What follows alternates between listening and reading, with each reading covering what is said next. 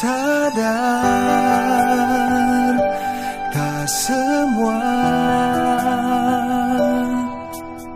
dapat aku miliki di dalam hidupku. Hatiku percaya rancanganmu bagiku adalah yang terbaik.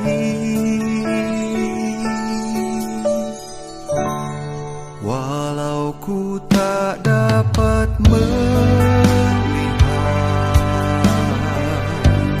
semua rencanamu, Tuhan, namun hatiku tetap memandang padamu. Kau tuntun langkahku, walau ku tak dapat berharap atas kenyataan hidupku, namun hatiku tetap memandang padamu. Kau ada untukku.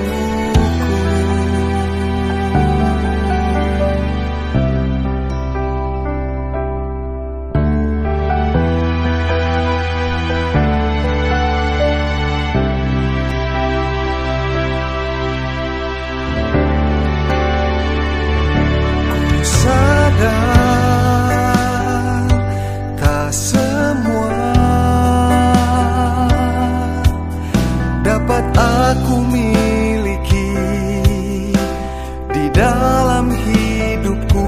Hatiku percaya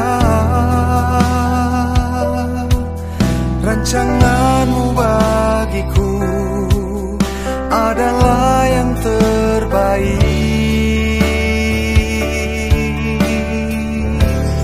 Walau ku tak dapat melihat semua rencanamu, Tuhan, namun hatiku tetap memandang padamu. Kau tuntun langkahku, walau ku tak dapat berharap atas kenyataan hidupku,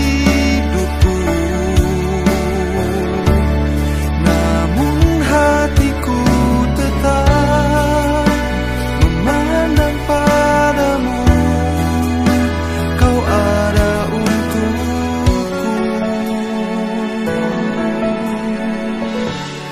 namun hatiku tetap memandang padamu. Kau ada untukku.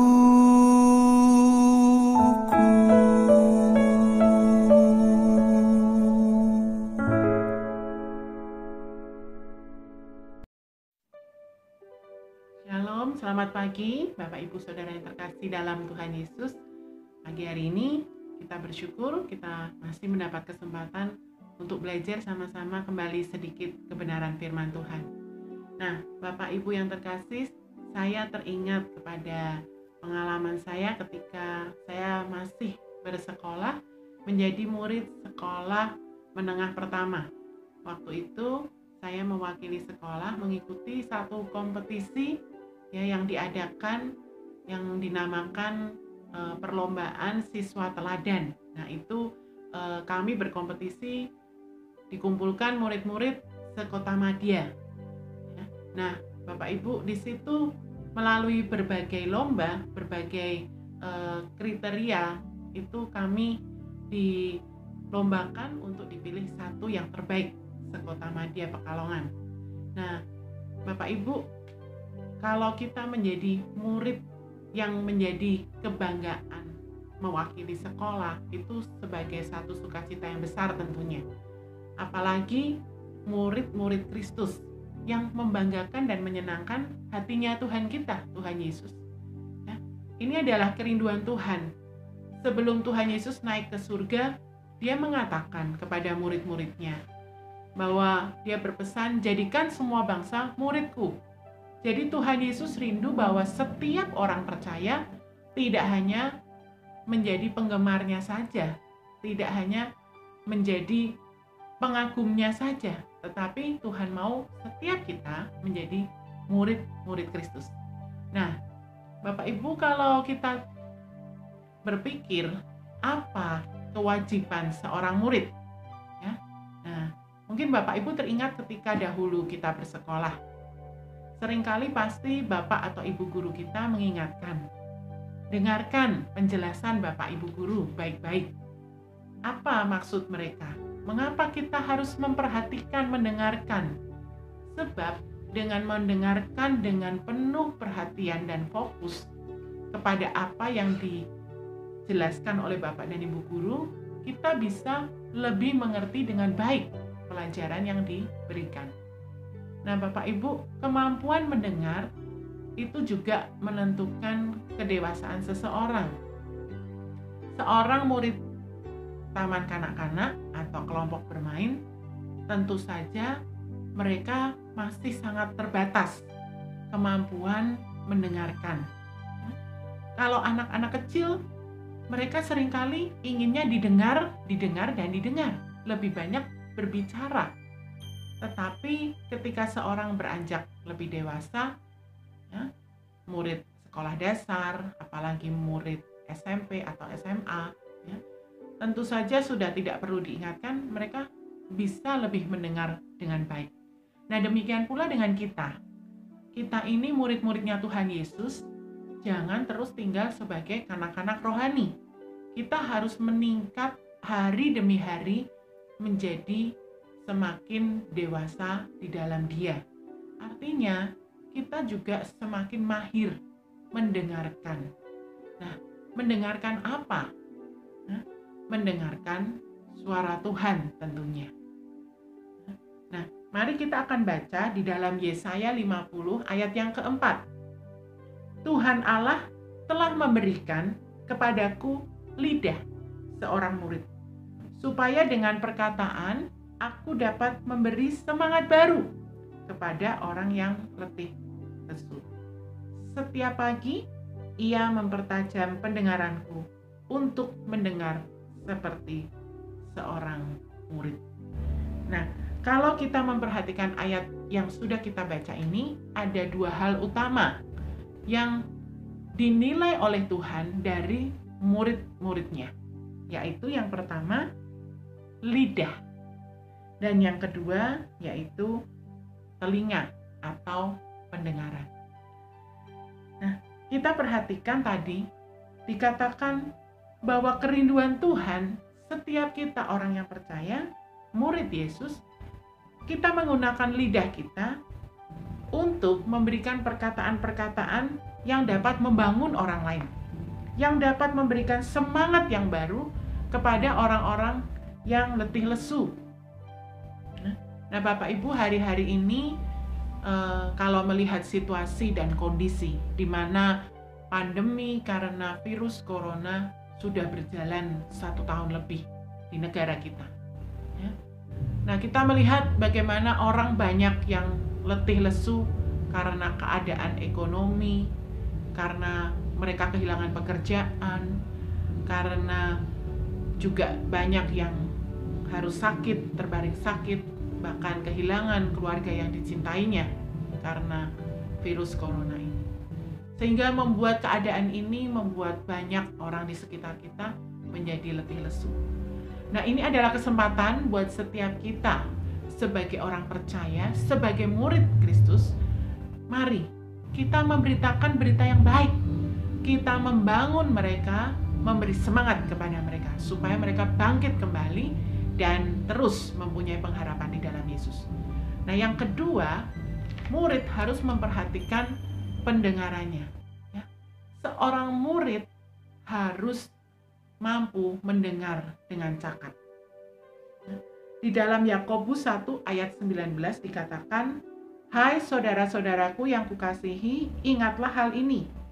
Setiap orang hendaklah cepat untuk mendengar, tetapi lambat untuk berkata-kata, dan juga lambat untuk marah." Firman Tuhan sudah mengingatkan, hendaknya kita ini cepat untuk mendengar. Oleh sebab itu, mengapa kita diberikan 2 telinga dan 1 mulut?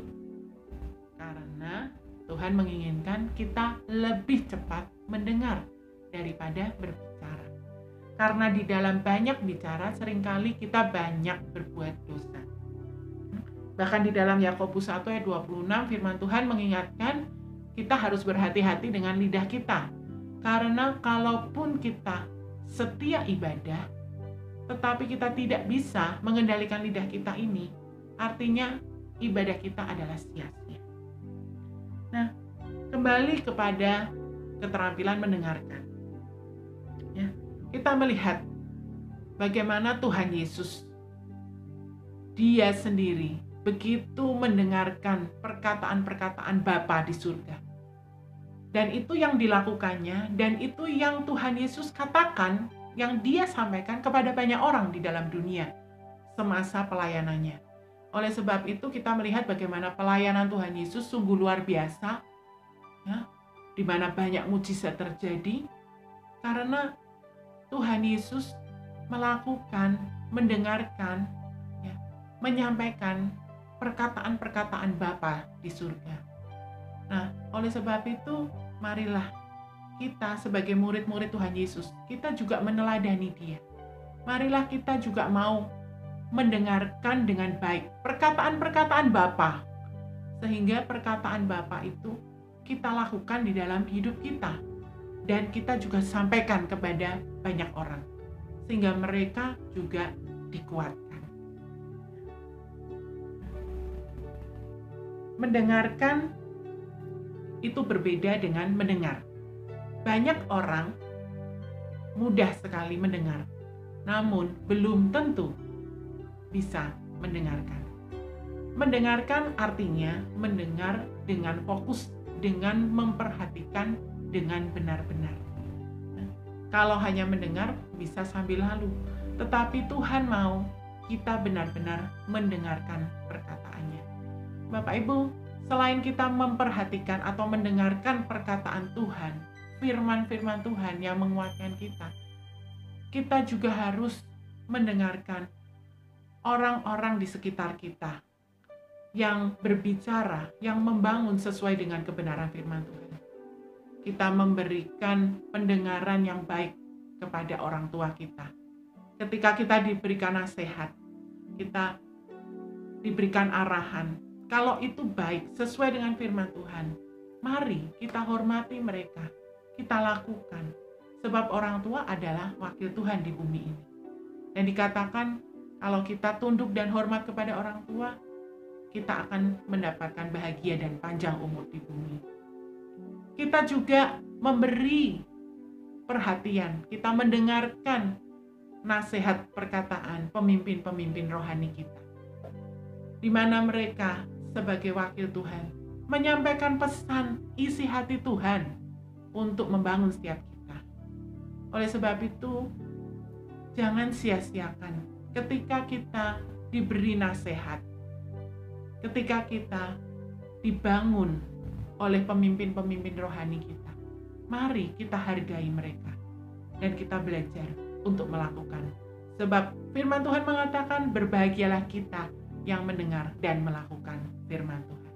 Oleh sebab itu, mari mulai hari ini dan seterusnya kita mau terus meminta Roh Kudus mempertajam pendengaran kita hari demi hari melalui firman Tuhan, ya, supaya kita semakin hari semakin mahir menjadi murid kesukaan Tuhan Yesus. Demikianlah kebenaran firman Tuhan. Biarlah firman ini mengingatkan dan membangkitkan setiap kita. Mari terus semangat menjadi murid-murid Kristus. Kita akan menutup renungan kita di dalam doa. Bapa di dalam surga, kami bersyukur karena kami sudah mendengarkan pesan-Mu Tuhan hari ini. Mari Roh Kudus bantu kami, mampukan kami untuk kami boleh melakukan firman-Mu. Mampukan kami ya Bapa menjadi murid-murid Kristus, murid yang menyenangkan hati-Mu. Terima kasih ya Tuhan, terima kasih Engkau memberkati setiap orang yang sudah mendengarkan renungan pagi hari ini. Di dalam nama Tuhan Yesus kami sudah berdoa dan mengucap syukur. Haleluya. Amin.